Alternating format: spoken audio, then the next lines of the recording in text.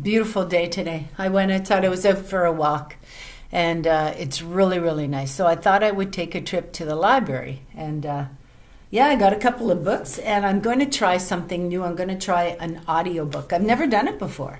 I don't know if you have, but I have. I've never done it before because I just find it frustrating to like listen to someone else tell me a story instead of me reading it.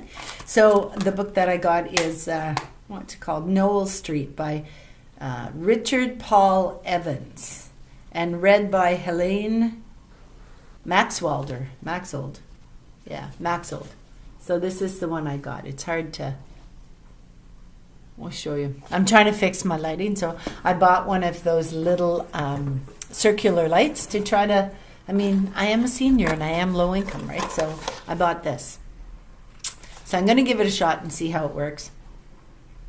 It is what it is. I am making a coffee right now. I'm finding that I'm very dark under the eyes, and even when I take this off, I don't put liner underneath. I put it, just one line of it in the top, and it seems to bleed down to the bottom. But my eyebrows are this eyebrow is growing in really good, but this one is very sparse on the end, but I'm almost ashamed to tell you what I did. So it was getting really hairy, and I couldn't find my tweezers, and I had to go out. And I thought, well, I'll just take a little clip of it off, right? So I took a razor, and I kind of snipped to get a little bit of, so it would go even. And I shaved it. It literally cut it right off. So I have to draw in that last part. And it almost looks a little too dark. Like, you know, if I won the money, I think I'd probably go for a makeover. Yeah.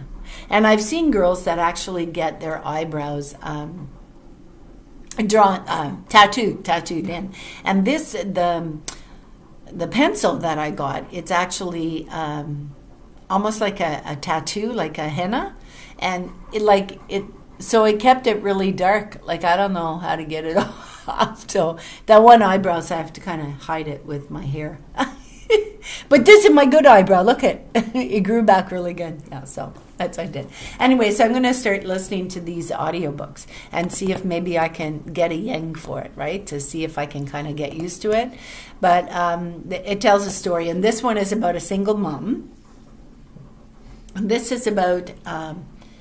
It's in 1975, and there's a girl called Ellie Sheen, a single mom who's supporting herself and her 6-year-old biracial son, Dylan, as a waitress. And then she meets some guy, and he's a Vietnam prisoner of war, so I guess he's probably dealing with PTSD. So I'm really interested in how the story goes. So, you know... we'll see, but it says that they find a common bond through their experiences, through the having PTSD and things like that. So I think that's good because, you know, I raised my kids on my own. I was a single mom, and so I find this story really, really interesting. So that I got. Then I also got a book to read at night, and it's called Vivienne Lorette, Lord Holt Takes a Bride. So this, I'm going to start reading. I mean, look. Yeah. I used to love to read. I would read, what are they called? Nancy Drew when I was a kid, and the Hardy Boys. I read every single one of them. And I did buy for my oldest daughter, for her children, her daughters, I bought them a set of Nancy Drew books. And they were almost brand new when I bought them, but they are worth some coin. So, you know, maybe someday when the girls are older, when they're done reading them, because there's a lot of them, maybe they could sell them or they could hand them down to their children. It's almost like a, you know, the generational type thing. It's not going to net them a lot of money, but it's something to leave to their kids. So I thought that was kind of neat. I got some health books, some prevention health books also to read. And that top one, Secret Away Stress. Oh no, I was reading it backwards. Stretch Away Stress. Secret Away Stress, yeah. No. Okay. And this one is talking about so long stress. And the reason why is because I'm dealing with a lot of stress as I'm getting older. I am dealing with some health issues right now that are very stubborn. They're very stubborn. And I think it has more to do with my memory and the waning of my memory. Maybe there are certain things that egg it on. There are certain things that make, I'll have a day that's really good. I remember things just like that, and then I have a day that's pretty bad. Like today was one of those days. Forgot my keys, forgot my walker, couldn't find where I put my library card. Just couldn't remember the month that I was here. I have a lot of times, and I think it's because of my diet. I have a lot of times that I have problems with my memory. I see a fly on the window. That bothers me. A fly on the window. It's on the inside of the window. I have to get rid of that. I'll be right back. Hold on to that thought. It wasn't a fly. It was a jumping spider. So when I went to get him and put him outside, he just jumped. So I had to squish him. Sorry to all you nature lovers, but yeah, I can't do it. I'm sorry, can't do it. Anyway, so I got those 2 books because of stress. So I'm going to read about this. It also talks about the inside scoop on gut health. And the link between climate and our brains. So I think those articles are fairly interesting. So that's why I took them. So these book prevention. Then I got One Canadian Living magazine. And the reason why is because there's a couple of recipes in here I want to try. I want to try potato soup. I'm trying to find it here. Yeah, I want to find potato soup. My mom used to make the most amazing, and I mean amazing, potato soup. And I'm fairly certain that she made it with those powdered potatoes that you can buy from the dollar store. So I'm going to see if I can do that. I also have lentils, red lentils. And so I want to make this. Yeah, because lentils they're good for my diet, and I have lots. So I want to try to make that. It's got carrots, red lentils, and lemon soup. Coconut milk. I'm not real keen on that. But there was quite a few. There's quite a few good recipes in here, like carrots and just really good food. I mean, like amazing, right? Chicken cauliflower, like this looks good. Look at that. So anyway, so I got a Canadian Living, and then I got Good Housekeeping magazine. And the reason I got this one is, and I opened right to the page, is guts that cause inflammation. So I'm interested in that article. So it gives a long list of the anti-inflammatory grocery list. Avocados, bell peppers, berries, broccoli, cherries, dark chocolate, that's a good one. Dark leafy greens, extra virgin olive oil, I have that. Fatty fish, have that. Fresh herbs, garlic, green tea, mushrooms, nuts, almonds and walnuts, onions, seeds, chia seeds, have that. Flax seeds, have that. Hemp seeds, have that. Spices, I have turmeric, ginger, cinnamon, and tomatoes. I have all of it. And they say to limit certain foods. So alcohol, fatty cuts of red meat, fried and greasy foods, processed meat, bacon and hot dogs. Ooh, I like my bacon. Yeah. Sugary beverages, no problem with that. Ultra-processed carbohydrates and sweets. Anyway, it gives a whole long list, and then it explains it. So that's what I'm reading. And this, what month is this? I don't know where they keep the months on these. March, April 2024. That's the magazine. So, if you've got these or you can get one, you should get one and read this article. Anyway, I got it for that article. And then the last one I got, that was good. Oh, I didn't tell you. Okay, so Good Housekeeping, right? And Canadian Living and Prevention, right? And the last one I got is Real Simple. I've never seen this one before. And it has all sorts of articles in it. I'm trying to find what the article was that I was looking for. Oh, vegetable stock. How to make vegetable stock. Quiche. I know how to make quiche, but vegetable stock, I want to learn. Yeah, because I've been using the beef stock from, like if I get meat, I put water in it and I kind of let the nutrients from the meat come out. But I'm kind of wondering if, might be defeating the purpose, right? It might be defeating the purpose because I'm taking a lot of that natural fat from the meat into my body, right? And if you put fat down a drain and then you put cold water down, it's going to harden. So it's the same thing in your body, right? I'm thinking that if I'm ingesting all this fat, and then, it's going to harden in those arteries, right? So I do take high doses of omega-3s for that reason. But so I want to learn how to make vegetable stock a little bit better, and quiche. I love quiche. Trying to think, there was another reason I got this one article or this one book.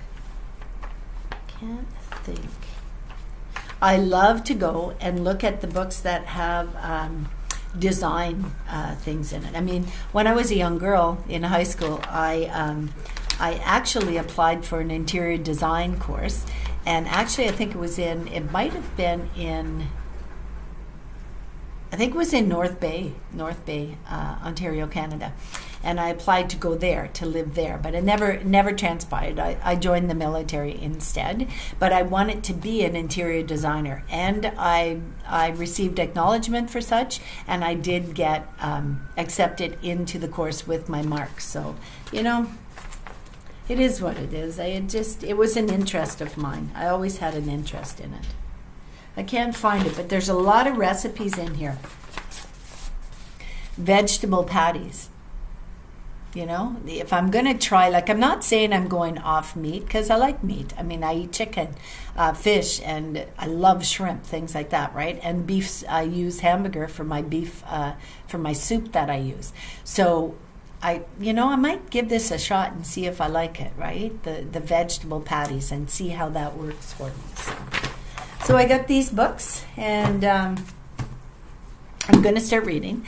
And the reason why is I am getting the service provider that I had for internet, okay, is very expensive. Very expensive. I think it was $160 a month.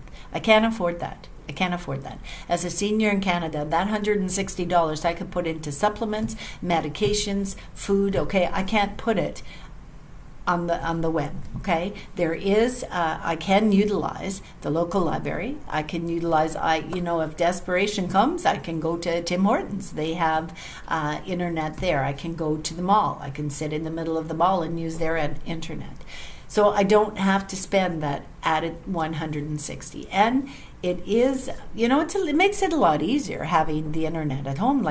You don't have to go out in the cold, and we're going into winter. I mean, think about it, right? I'm in Canada. So we're going into the winter. It's going to be cold. It's going to be icy. But you know what? I'm good with that. I don't care anymore. $160 to a company that just keeps bleeding you dry, okay? And I can't say the company, but when I do sign up again, I am going to sign up for a cheaper company, and where I'm going to get the access that I need for a better price, right? I mean, $160, seriously, I can feed myself on $100 a month, okay? And I'm giving that money to a company. A multi-million-dollar company. Seriously, do I really need it that bad? No, I don't. These videos, I can upload them, and I can do whatever I need to do at places that have free internet. I am a senior. I am struggling. It is going into the winter season. I do not have a coat. I don't have a winter coat. I did. I had a beautiful winter coat. I had gone to a place called Re-Rack, and they were having a sale, and they were having a $20 sale. And there was a brand new, wasn't even out of the plastic, red winter coat. And it was the coat that I've always, my whole adult life, I've looked at those coats and I've said, oh, I want one of those. It was like those Hudson Bay coats, right? Those big, bulky ones. I want one. I tried to manifest, never worked, never afford it. Always had secondhand coats that I got from the Salvation Army or whatever, or someone would give to me, right? But never could afford my own coat.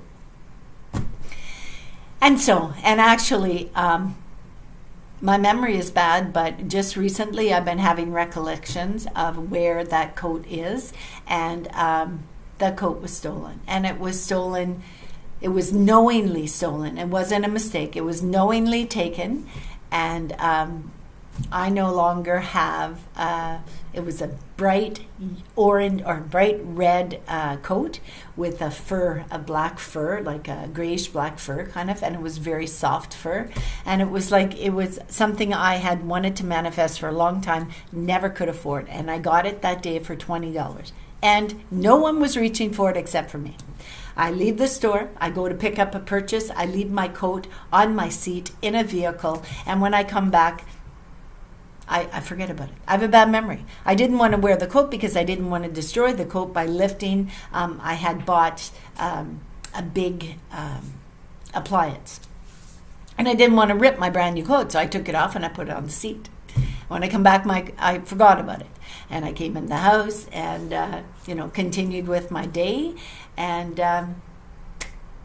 my coat was taken. My coat was replaced with someone else's coat. And the reason I know it was someone else's coat is because I seen that individual wearing that coat. But it was given to me as my coat. Oh, you forgot your coat. Here's your coat. Yeah. And it wasn't my coat. My coat was stolen. Plain and simple. Simple as that. I don't need to voice my opinion on that at all. The good Lord takes care of those that need it, and maybe that individual needed the coat more than I did. Maybe they were having financial issues, and so be it. So I don't have a coat. So I do have to save money to get a coat. So this additional $160 from the internet, I'm going to put toward buying a coat and see if I can once again get one. Get one at the Salvation Army. Can you believe that? Yeah. I was just heartbroken. I had wanted this coat. I was drooling for this red coat, and it was the one that has a little label on it on the lapel. And, I can prove it's my coat because I did something to my coat before it was stolen. Yeah, I did something too, because I had this feeling that, I've had a lot of things taken on me when they were in storage and things. And I thought, I'm not going to do that anymore. I'm going to make sure I mark it. Well, I marked it and it was stolen. So if I ever run into that person wearing that coat, I'm going to say, excuse me, can I just look at your coat for a minute? And I'm going to look at it, and I'm going to find out if indeed who I thought stole that coat. Yeah, because it's so hurtful.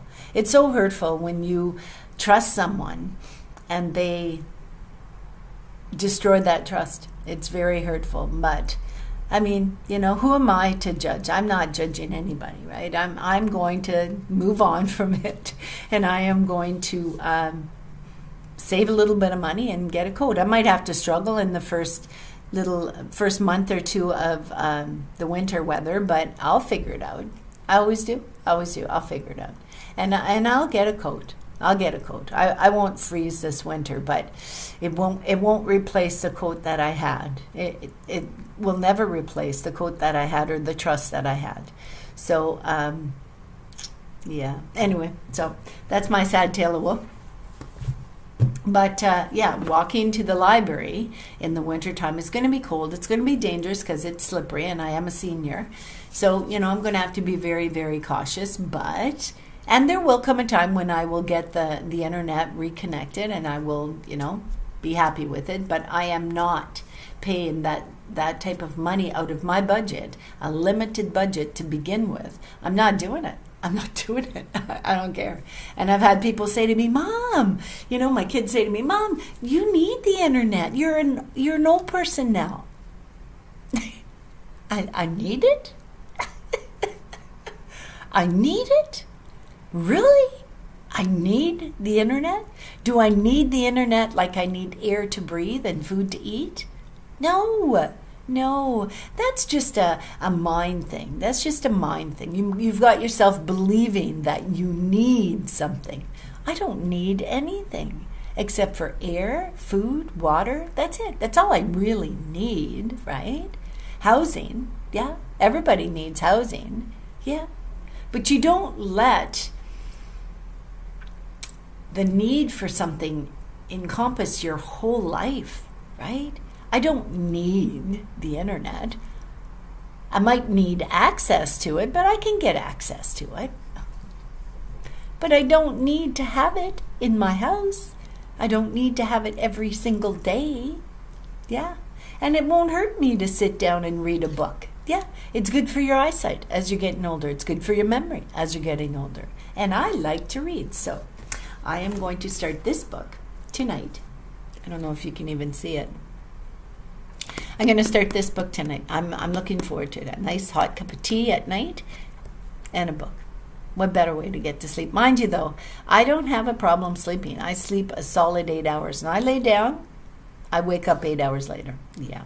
There's been a few nights where there's been some tension going on or some noise. I do have some neighbors that enjoy jumping at night, usually at 10:30 at night. And, keeps me awake for a while. But